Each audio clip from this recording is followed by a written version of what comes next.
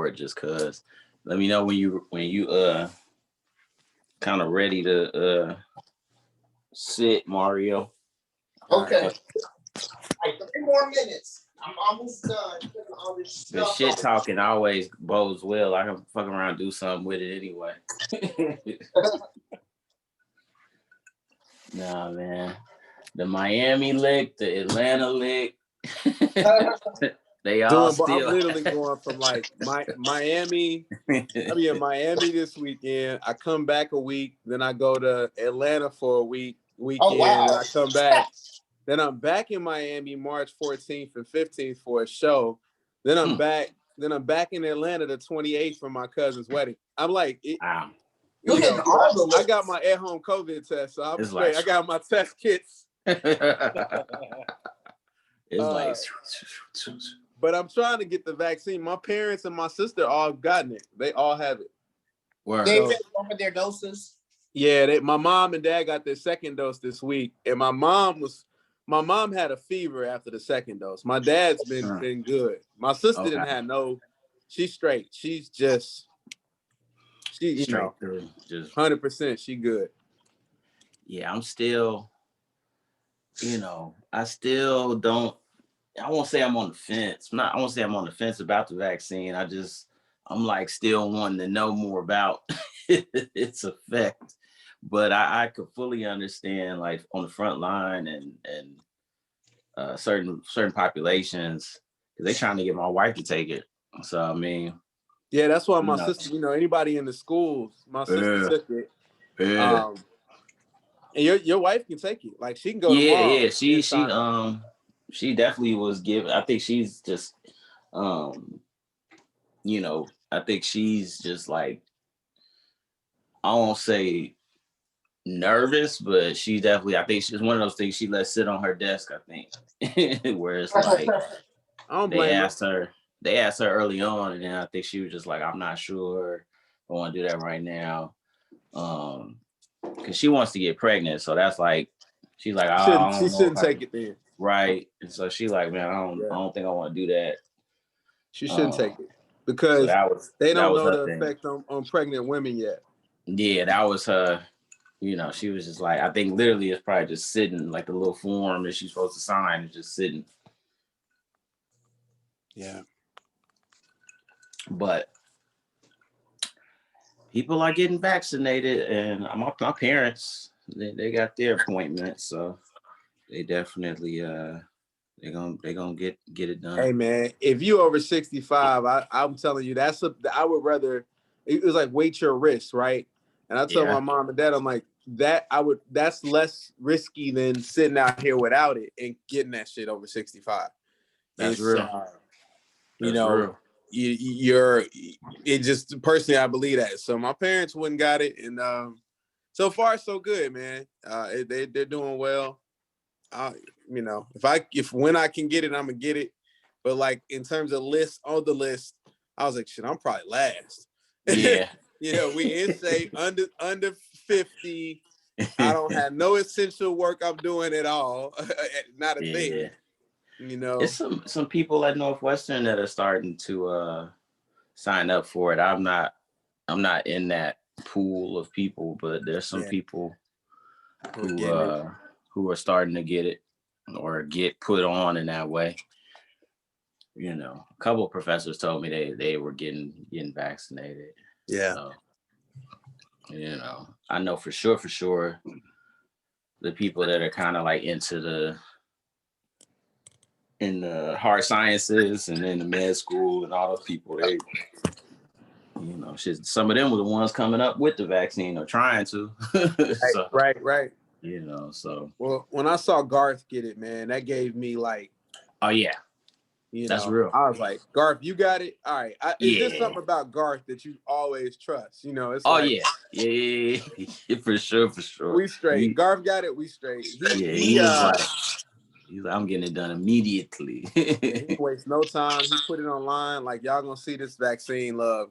Go get it. Yeah. All right. Your joints gonna be straight in the record room. You good? Yeah, everything's good. We good. Okay. I got my twisted tea. I'm good. Okay. You know. Well, shit. Let's kick it off then. Yeah, you know what I mean? We back. We live. Go Defenders. You Hey. know, we kind of come back together like Voltron, and we come together, but we still apart. Season 3. But we managing, and you know, I'm Knowledge Born, and we got Evan Moore, we got Mario Gage, and we got Jeffrey Beckham. You know what I mean? Jeff out here moving like Bruce Wayne these days. I told y'all I'm the Black Batman, man. I'm the Black Batman. People don't believe me, but like I've been on that. Nah, you know, it's been crazy, man, trying to make sure that we maneuver through this pandemic and come out good on the other side. I mean, it's been a lot of positives in the group, man. You know, Knowledge, you are now an official married man. Yeah, that shit. You know, real. Beautiful. Evan's been killing it. You know, writing music now, doing the music thing. Just always a voice in the media here. And Mario, man, we see you. You got a new look for us. It's like NBA. You know, the NBA players at the end of the season, they come back to the new season with a new look. Hey, you know, trying to keep it interesting. Yeah, plotting it out. I'm like, that's a hot weather move you pulling. Trying to get the waves back, you know. I ain't mad at you. I ain't mad at you. I mean, I think one of the things that, you know, we've seen happen over the course of 2020 going into 2021 is a lot of self-reflection and a lot of self-improvement that I think not only the people on this call, but even our friends and our social media networks have been pursuing. But I mean, one of the things that I think that goes kind of unchecked is kind of like wellness and how people are and like actually checking in with folks. And so it's real good to get on this call. But how are y'all doing? You know, I don't think I've officially even asked that. I just assumed through social media everybody's good. But how are y'all doing? Oh shit, man, I'm good, man. Besides everything that Jeff mentioned, you know, we got a book coming out this year on October 12th. So pretty much it's been full speed ahead pretty much since like last half of 2020 with work, the book, gonna be back teaching at the Paul, you know, in the fall or class. So journalism school class. So that's good. Other than that, man, it's just, you know, hanging in there like everybody else. You know, like I've been spending a whole lot of time doing stuff like this, and also, you know, random phone calls from from friends and people you haven't spoke to in a while. Because that's kind of where we're at. And we're at kind of getting to in that age where you just randomly call up a homie to check on them. Like, if you don't see them post up on Facebook in a couple of days, you start like, "Hey, you good?" Like it's that's how it kind of been, and I really appreciate people reaching out, and also I've gotten the same. So yeah, I think I've put more obviously more thought and being mindful of the conversation I have over the phone and stuff like that. That's real. I feel like anytime I've seen like a decent picture of one of my friends and a long post under it, I get really scared. Like when I'm scrolling, so I'm just like, I hope that's. I hope there's a good one. One of my homies that literally like he was doing like a dedication to one of our friends, but I was like, man, you scared the heck out of me. I wasn't thinking it was in this day and age, you just don't know. And we have to be intentional about our conversations and kind of the way we go about things. But shoot, Mario, what's been happening? You were thinking about B school, I remember. Is that still on deck, or what's going on with that? Yeah, it's still on deck. I take the GMAT next Tuesday, so we'll see. So yeah, so that's what's been going on.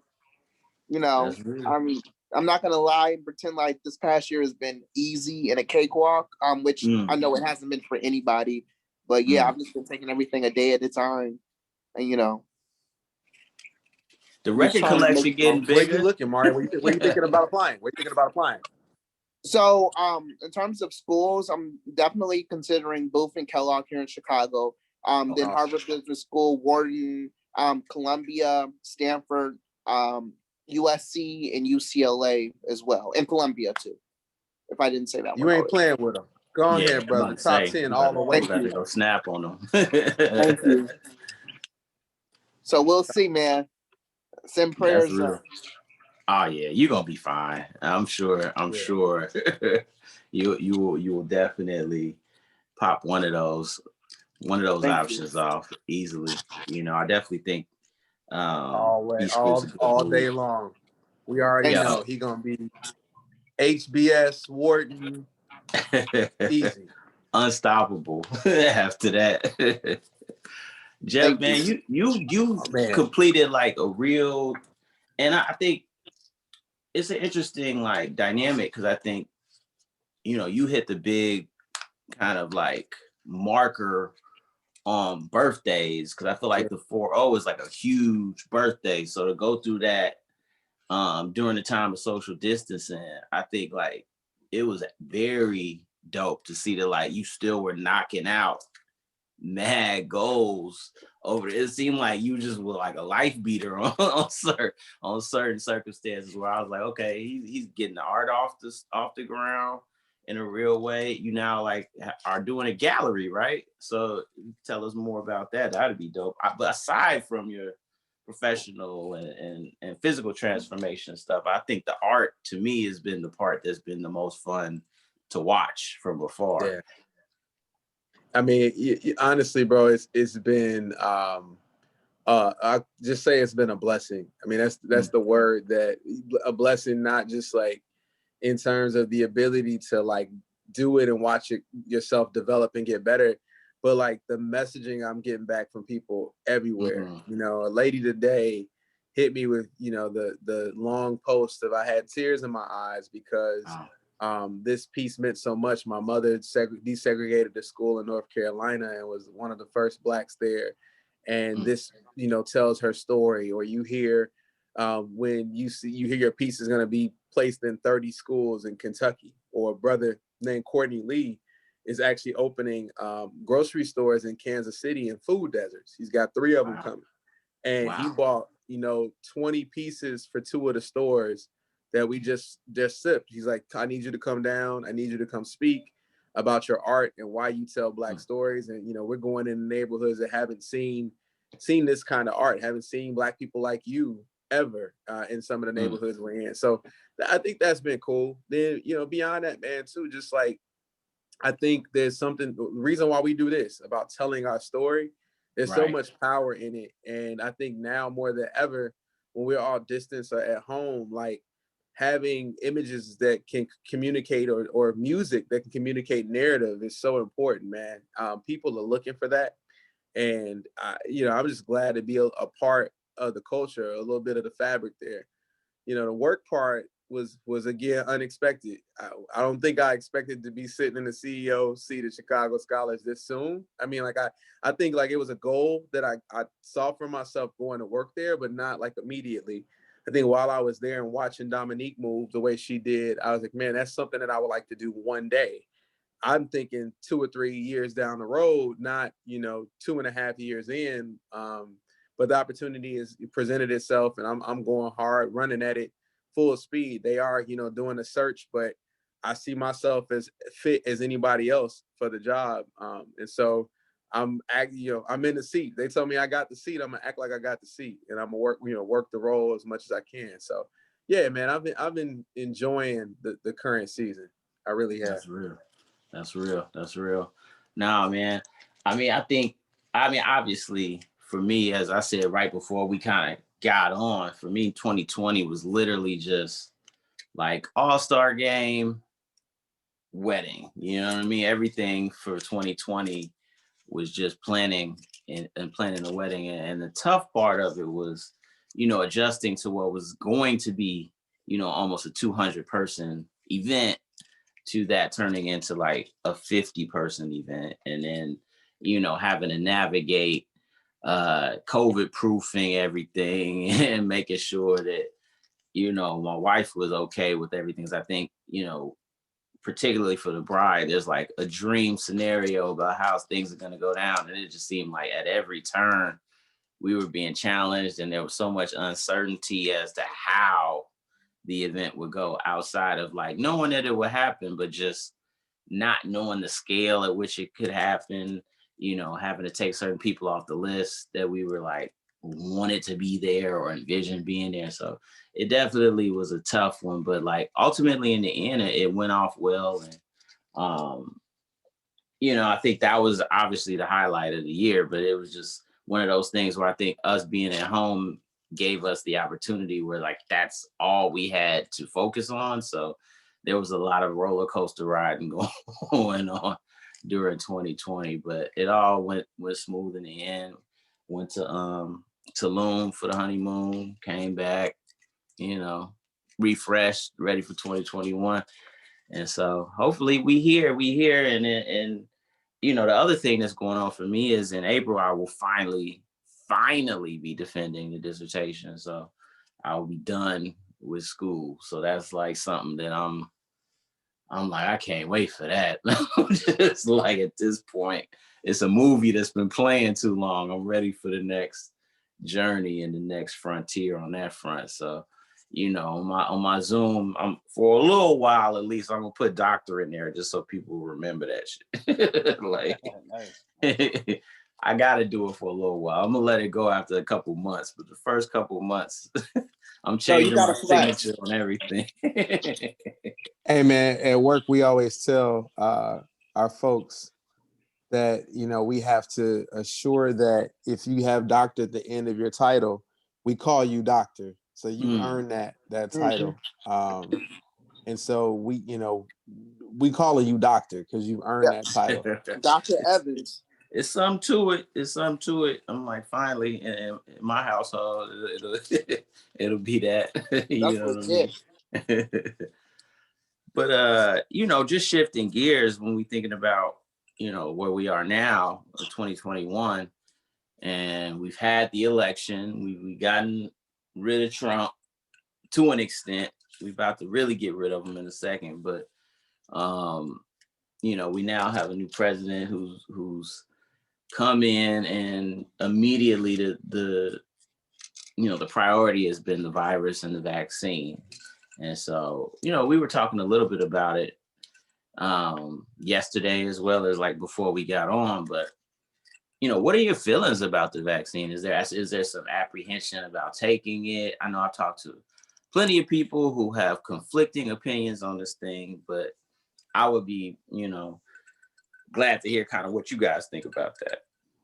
Yeah, man. I mean, I am one that is in complete support of taking the vaccine. I wasn't at first, but after studying like some of the data around like mRNA transport and how they've built this vaccine, and that it's literally been researched. And I know that when I worked in pharma, I remember hearing about some of this 10, 12 years ago, that the only thing that they really had to adjust was the RNA mapping, which is like basically if you have a map of everything, and they had mapped the other coronaviruses, there's slight protein differences in the way this thing is built. And so they were able to map it. Actually, a young Black girl, I can't remember her name, but she was the one that helped like discover how to map COVID-19.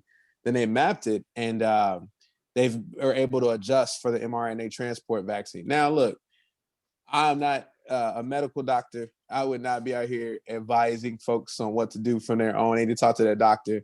But for me, I was saying earlier, the risk of not taking it, especially if you're 65 plus, well, you weigh your risk.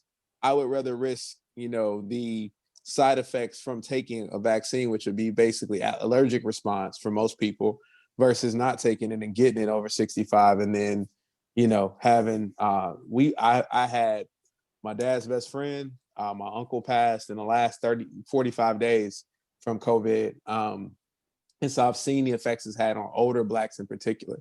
I've also known some people in our age group to get it and not make it. But definitely, like, it feels like if you're over 65 or 70, man, and you get it, it's not a good look. So weigh your risk, but that risk doesn't, take, if I was 60, I'm gonna take it at 40, but I'm, 65 plus for sure.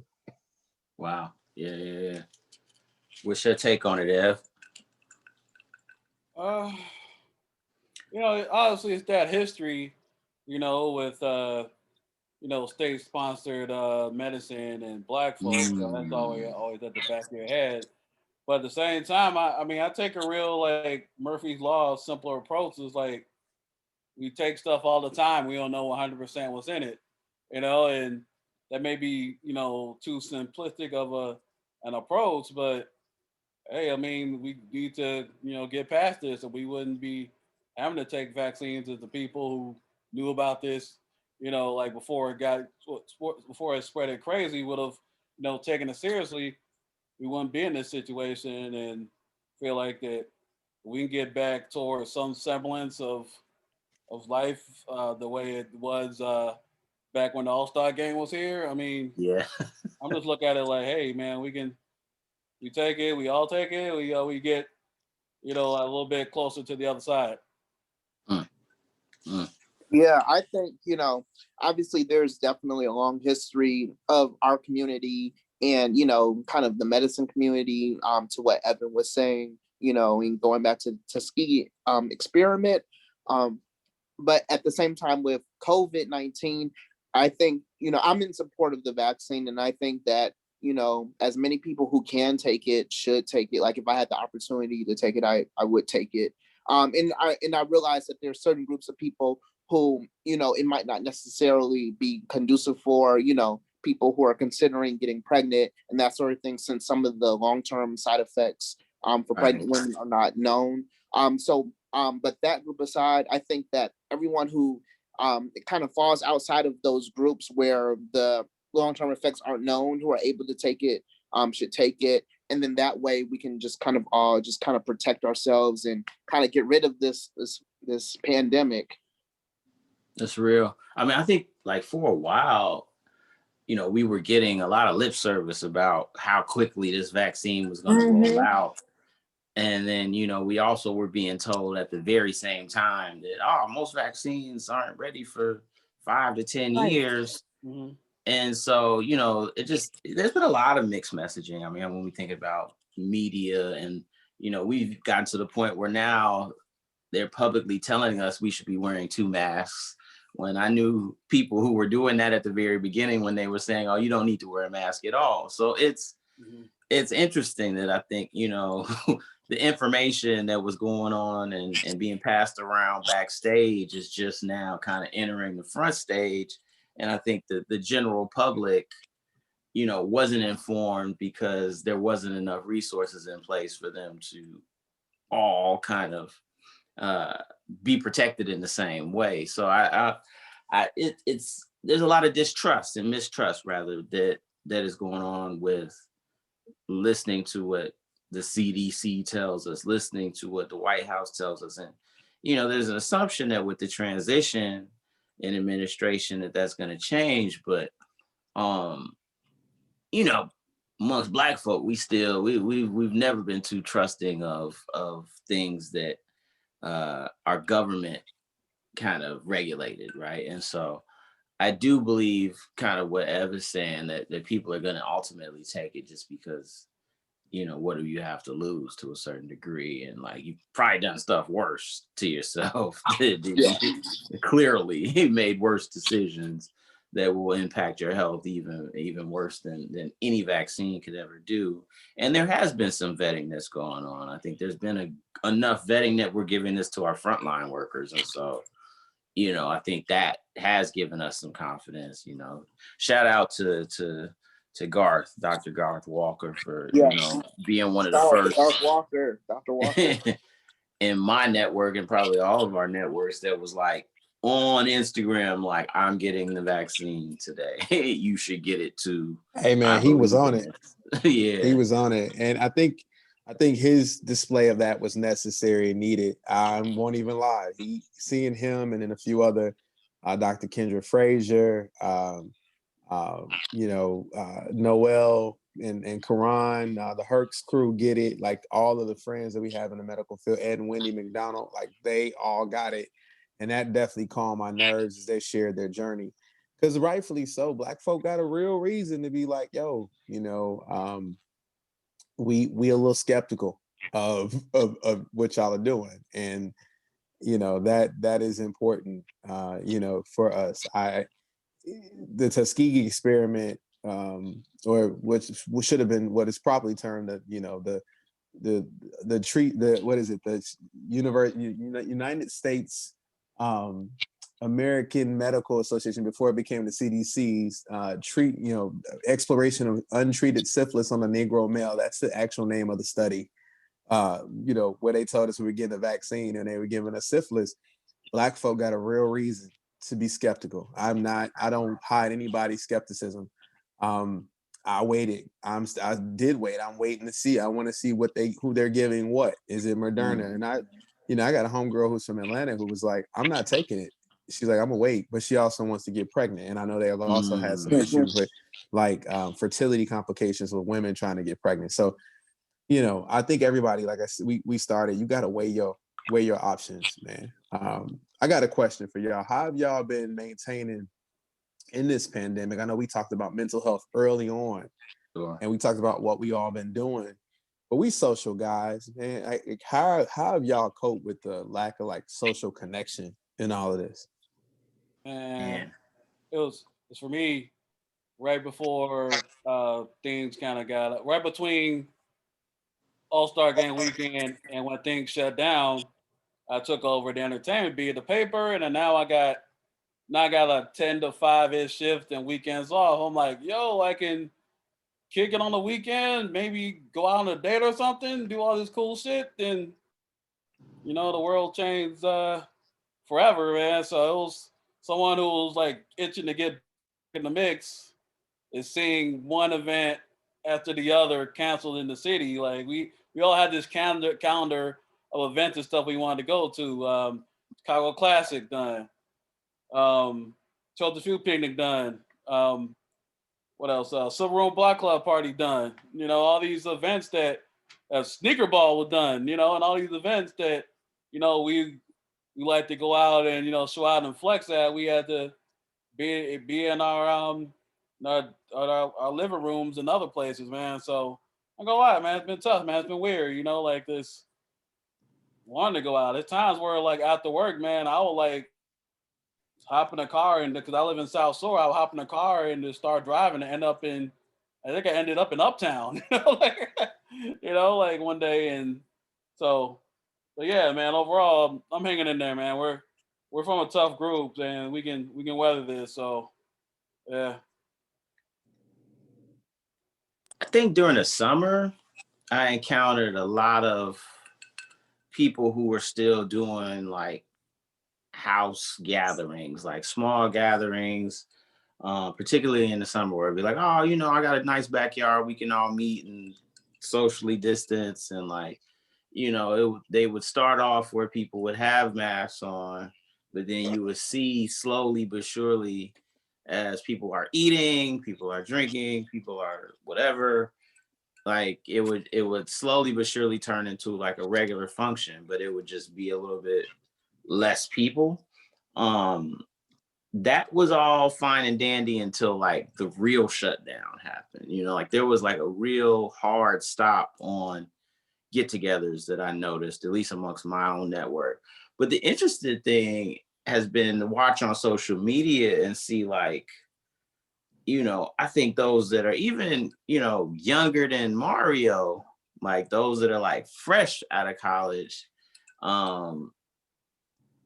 having this little underworld where it's almost like prohibition, where they're still kicking it very hard and they're still figuring out how to get together and get up and have like humongous, like, super spreader events. And that's been weird to see. And us being here in Chicago and thinking about just, the impetus for this and to go Defenders, like, it's been tough having to defend Chicago to other people when this shit shows up on like World Star and shows up on Instagram stories and all these different like the Shade Room and whoever else wants to cover Chicago and how they having parties at the Circle in the street and girls dancing on cars and no one's wearing masks and the police stopped down. you know, and they clowning Lori, and they made memes of Lori, and you know, that's been like, you know, a running joke all pretty much all 2020 is our mayor cannot control what's been going on. So it's been conflicted, like, and I think, you know, for people in my, you know, in our, I would say our generation, you know, I think there was initially the shock and everybody's scared. Then slowly but surely during the summer, everybody started having get-togethers, and then like it kind of normed, and then people were like, okay, well, we can do this, but we can't do that, and there became protocol to how people got together. You know what I'm saying? And then once it got cold, now is went back to like we don't really get together again. But this indoor dining being put in place again, I think has changed things. You know, and I know I told y'all my refuge unfortunately was, you know, I probably smoked cigars more during this time than ever, which probably isn't good, but it was one of those things where I'm like, I have a balcony and I have time, and it's literally it helped blow a lot of time in order for me to get that separation or that feeling that I needed to kind of get through work and then transitioning from that into family and stuff. And you know, one thing, man. I mean, one thing I want to say, to your point, during the summer, that's kind of when we were able to kind of, you know, get together outside and kind of still socially distance, but kind of see each other after not having seen each other for a long time. And something interesting really came out of that for like some of my friends in my friend group that I'm in. So a couple of my friends started this nonprofit for Black men called the Healing Shy. And basically what we would do is all summer we would get together and we would do yoga every Sunday. Just nothing but Black men coming together on a Sunday morning, doing yoga. We would be at this park over on like 24th and Federal where the Ickies used to be. And then in addition to that, we would do workouts during the week during mornings like Wednesdays and Thursdays sometimes, and also Saturdays. So that was something that was really dope. And we've been trying to do a lot of stuff around, you know, wellness for Black men and mental health in general. And when we've been able to like partner with Lululemon for a few things. So that's one of the positive things for me in my life that's come out of this whole pandemic, just my brothers in the Healing Shy. That's super dope. That's like mad dope. I definitely saw that from afar. I didn't, you know, you see things, you don't necessarily know the inner workings of how it develops, but that's definitely fresh. Yeah, and I didn't get to go, but I got to like kind of pop in after on some of them. Like, so the last one they did, I went to the brunch they did. Oh, great. At Frontier. Yes. And I've been wanting to go, man, because I've seen the guys, you know, Mike and the crew out there, especially this summer. I wasn't out with the yoga, but I definitely was out with a lot of the big bike clubs, like on the bicycles, man. And that was like for me a game changer from a fitness perspective. Like I didn't even know what biking could do to your body when you really like lean into it. I'm down 20, still down 23 pounds. At one point I was down 30 and I just looked too skinny like a bobblehead. So I was like, I can't be that. Like me at 190 looks weird. I started looking like, Jeff, you all right? You need some help? But no, it was good, but it was really cool to kind of congregate with Black people all themed around fitness. You know, like folks on bikes and working out outside together. If anything, I think many people it was like one or two things happened. Either people got in COVID shape or they was quarantine thick. It was like you had to pick. But it was nice to see so many people, man, really take better care of themselves when they could get out this summer. And I think, you know, whether it was yoga with the Healing Shy, or the bike clubs that were rolling around, folks really leaned into like being better about health. And I can't wait for the weather to break. Like, I'm like, come on, March 30th, you know, you got to get to the end of March. Cause you know, in Chicago, it'd be snowing in like April. Sometimes May. Man, but I do think like it's going to be good. And I think, you know, Naledge, you said it, like, it did get tiring answering some of the questions around our city. And right now, you know, one of our future shows, we need to talk about the carjacking situation that's happening. I've been talking to a lot of the youth about it, but I think like we talk about defending Chicago, folks need to understand what's really happening. You've probably seen some of that data around like Black male achievement, youth achievement data, and how alarming it is. And so, we won't dive into all that today, but I think like down the road, we should certainly have some conversations and bring some educators, some of your network knowledge on board, and some of your folks in the city that we could bring in to talk about what's happening. Because I think there's some correlations happening there that we're not quite paying attention to.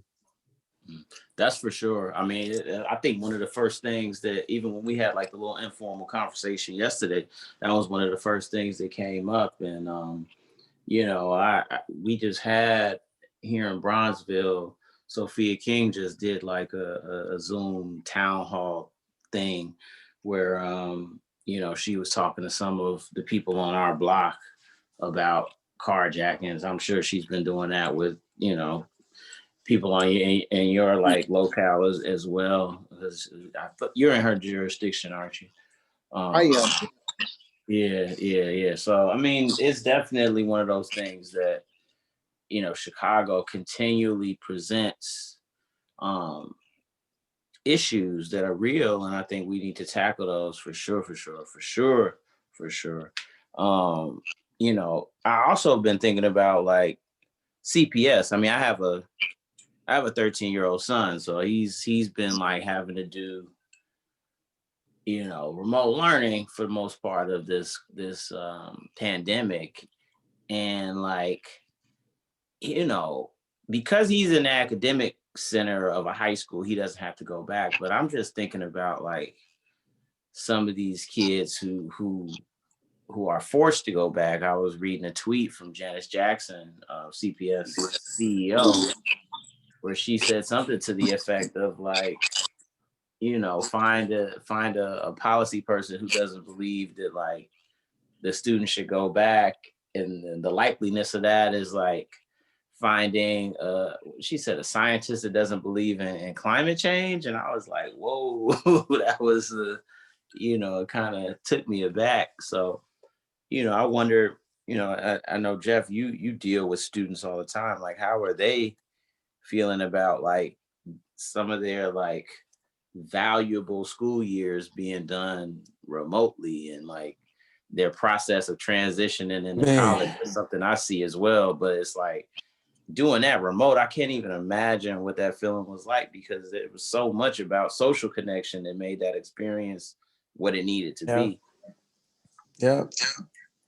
Yeah, last year, man, I think a lot of our kids, like most of us, were quick to adapt, right? Like they were very adaptable and resilient. The kids last year, we didn't really see a drop off in the number of students who applied for, went away to school, or virtually went away, because most of them have stayed home to go away. But our placement, or students who went to school, was the normal for Chicago scholars. Like 100% of our kids went off to college.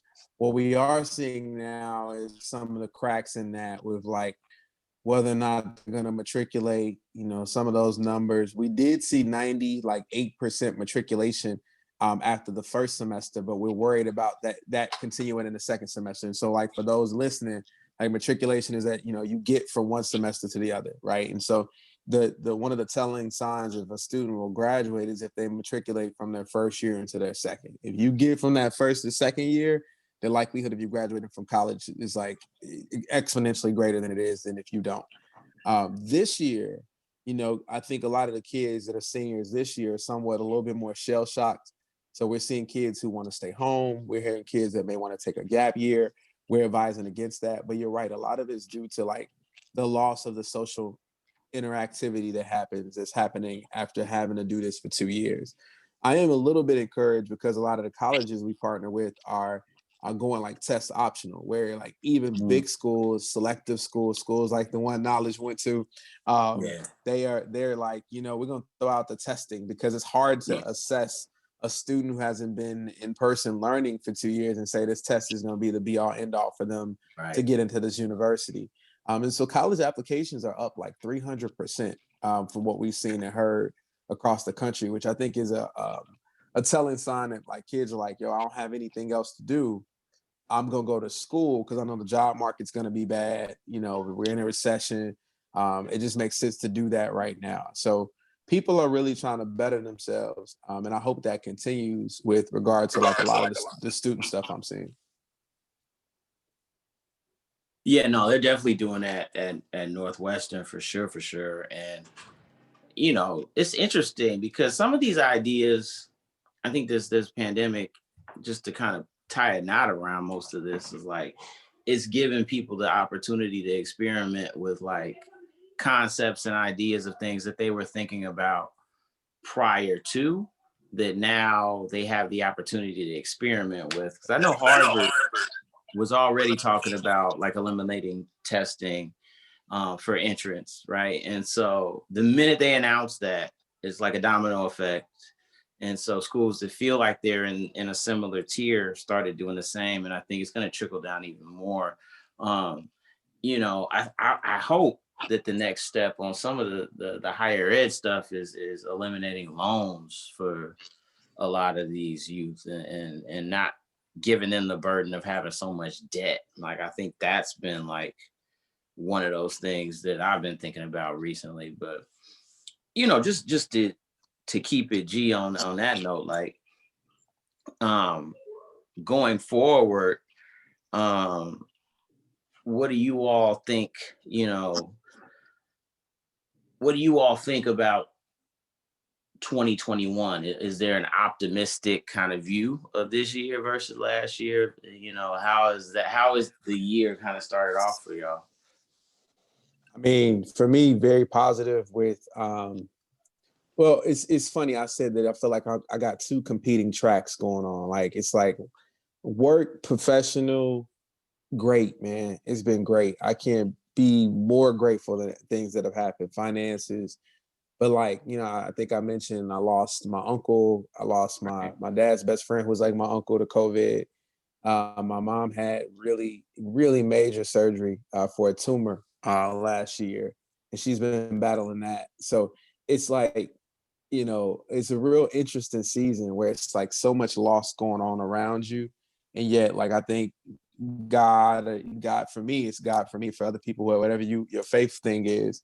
God has really been like, I'm gonna show you that I still got you in all of the midst of all this craziness, you know. And I don't always bring that up on the podcast, but I think that it's important, like, you know, to lean into whatever your belief structure is at this time, like to find, because a lot of folks, man, are starting to really crack at the seams of this thing. It's like, Yeah, mental health. I see it. I'm seeing it from friends. I'm seeing it from people around me who are sharing like they're really struggling.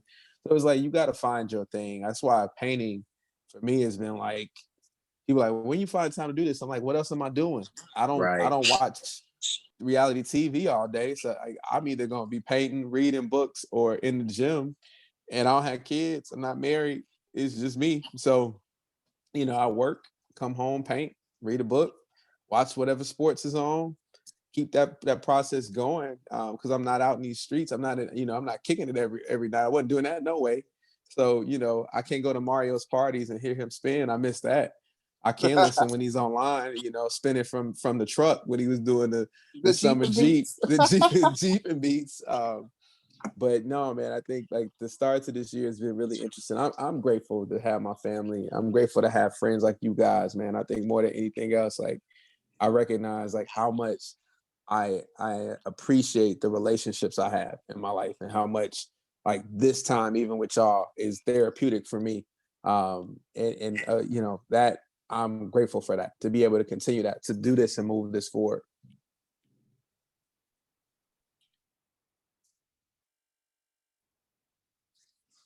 Yo, Jabari, I think you're on mute right now. man, how you feeling, Mario? Man, shoot, I'm not gonna even lie. 2020 kicked my ass. 2021, I am skeptically optimistic, but you know, at the same time, I'm grateful. You know, there's so many people who are in such worse positions than I am in. But yeah, no, I'm just ready for this season to be over with. That's my piece. I don't like it. I feel the same way. Like, I for so long we've been talking about this new normal, and like, I don't see it, you know. But at the same time, I'm hoping that by the time we get around back to summer, that some of the things that,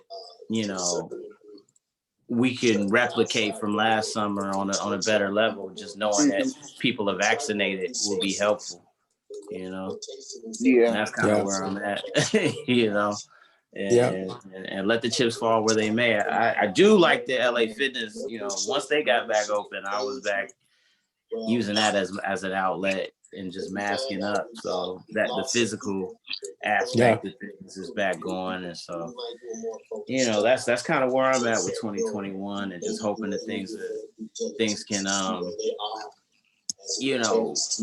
come to some type of middle ground, right? That can allow us the space to be ourselves a little bit more. I look forward to it, man. Like I said, I know we as a group have been talking about, how do we record? What do we do? Are we going to, record in person, doing these things, trying to figure it out the same way like other TV shows are doing it. So I look forward to, us doing that, seeing each other socially distant if we have to be. I think that the world is starting to lend space for that. And I think we're starting to figure out how to live finally after months on end, trying to figure out how to live with this thing. Because it doesn't appear like with variants that it's going to go anywhere. So, we're going to get through this, man. I think the positive thing, it's been a year that we didn't expect to be doing this way. It's been a year, and it was almost like a year to the date where we recorded the Kobe joints that, we all went inside, and, brothers are holding on. Some of us are doing really well. Marriages, jobs, school, things are going positively, and that is, that's a blessing. I think that's a good example for everybody that might be watching us too or listening to us, is that like you can, with continued hard work, a lot of faith and effort, you can make it through this. Absolutely. I think you're muted, Jabari. Oh shoot. On that note, we can wrap it up until the next episode. You feel me? And we can get into some of these more in-depth issues that have been affecting the city, and get back to defending what's rightfully ours. You know what I'm saying? Let's go. Exactly. Let's go. But it's been wonderful talking to y'all, man. And likewise. And everybody watching this or who gets to watch this, please like and subscribe for the content, and backtrack, backlog, binge watch, whatever you need to do. Yeah, binge watch. Yeah, and, we still on YouTube, we on Spotify, all of that. And we'll be back at y'all real soon. Peace. Peace, y'all. All right. Peace. Peace. Let me stop the recording.